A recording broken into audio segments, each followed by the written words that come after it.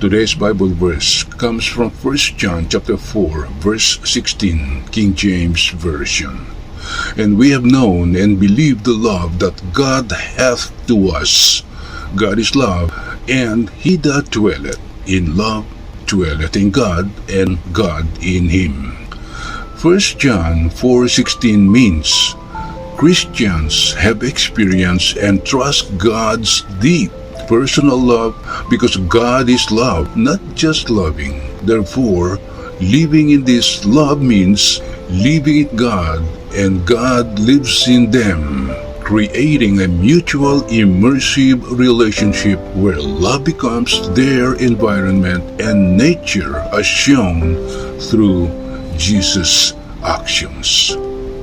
Here's the key concepts. Number 1, we have known and believed the love God has for us. This isn't just knowing about love, but an experiential, relational understanding of God's personal affection for us, confirmed through Jesus.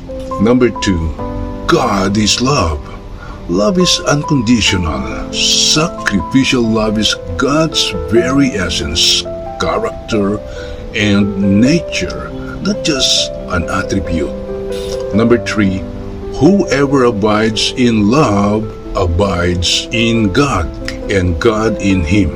To abide, live, dwell, remain in this divine love means to live in a constant, intimate relationship with God, becoming immersed in His presence and nature, just as a swimmer is in the ocean.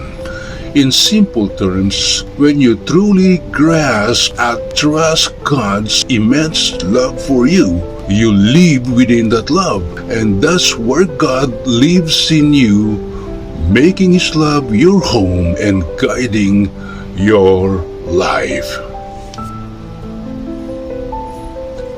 Amen.